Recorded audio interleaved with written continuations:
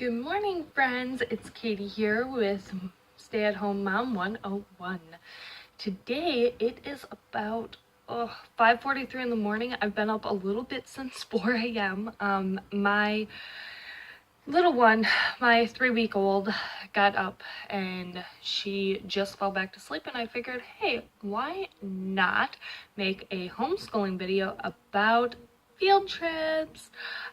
My family and I absolutely love homeschooling. For one, obviously, we are a homeschooling family. But we also love to do field trips, and field trips is one of the many reasons why we have chosen to homeschool. With a public school or sometimes even a private school, you only get in one, maybe two field trips every single year. Whereas with homeschooling, you can take as many field trips as you possibly want. We normally try to fit in once a month if we possibly can. But it really just depends on my husband's schedule. It depends on, obviously, our children and if they're sick or anything down that line, because everyone knows sickness in a large family moves through the house like crazy, and a lot of times you get it twice, so it's definitely not fun. So let's talk field trip ideas. Okay, number one, state parks are a huge yes. You definitely want to do your state parks and your national parks. You can definitely Google them if you so choose to do so. Number two, here in the wonderful state of Wisconsin, we have what is called Circus World. I'm not 100% sure what Circus World is, but I know that it's on one of our top priorities. I, for one, don't like clowns, so it's kind of, the kids are excited about it, along with my hubby, but I'm not so excited about it because I don't like clowns. They kind of scare me. Three is the beach. The beach is a huge classroom. You can learn about the seashells, you can learn about waves, you can learn about colors in the sky, you can learn about the different animals, the different sea life, and things down that line. So definitely, if for me, because we live in the state of Wisconsin, we do have family that lives in Florida and Georgia. So whenever we get the opportunity to go out of state and visit family, we definitely take the opportunity to take our children to the beach and do the sand castles and things down that line. But at the same time, we actually can turn it into a learning opportunity. And the learning at the beach is endless. The possibilities are just endless. The fourth thing is your state capital. I cannot stress this enough. We took our children to the state capital a couple years ago, actually, and I think we're going to do it again. Just they get to see the art and just seeing the different types of rooms. It kind of gets them a little bit out of their comfort zone with being in a larger, what do you want to call it, like a larger building with so many people. Our children, obviously, because they are homeschooled, they definitely have a little bit of, I guess, shyness within them. So to be able to break them out of that, that's a perfect opportunity to do so. And your state capital, it's kind of a big deal to be able to take your children there, whether they're young or in high school. I mean, it's just a wonderful learning opportunity. Museums are huge. Here in Wisconsin, we do have a National Railroad Museum. I believe there are actually a few of them.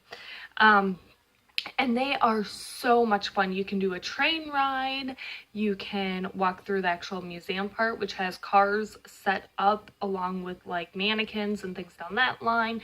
There's lots of learning boards and learning opportunities there.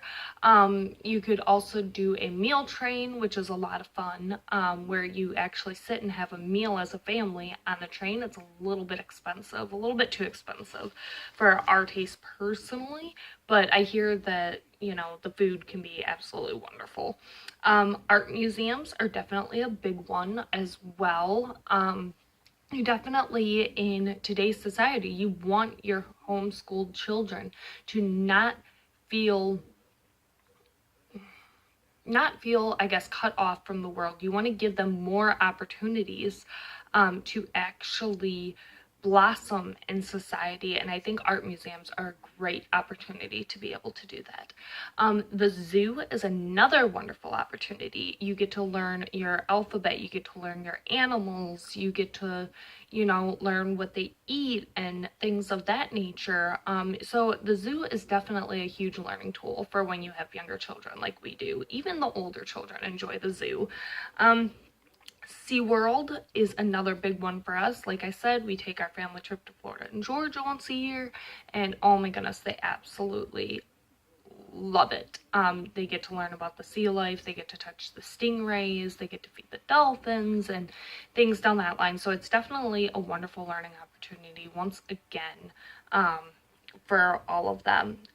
Factory tours, whether it's a cheese factory, a paper mill, a cranberry factory, it doesn't matter. Factory tours are a perfect time for you guys to come together as a family and just learn about how paper is made, how cheese is made, the cranberry bogs, for crying out loud. Like, it's absolutely amazing. And the last one on my list is actually pretty close to free, and that is your local library. Taking a field trip to your local library for story time and maybe pack a lunch and then do the park, it makes for the perfect opportunity for you to obviously check out new books if you get a library card, check out some movies, do your story time, go to the park, let them run out their energy, go home, cuddle up with a book or put on a movie, and you get to just relax and find peace. So those are a few of our favorite homeschool field trips. If you guys have any favorite homeschool field trips, definitely let me know down below, because I seriously am pretty much up for anything at this point. Let me know if you live in the state of Wisconsin, where are your favorite top places that you like to go as far as your homeschool field trips? And also, are you a part of a Wisconsin homeschool group? If so, what is that group called? But until next time, God bless and take care. Have a wonderful day, guys. Talk to you soon. Bye.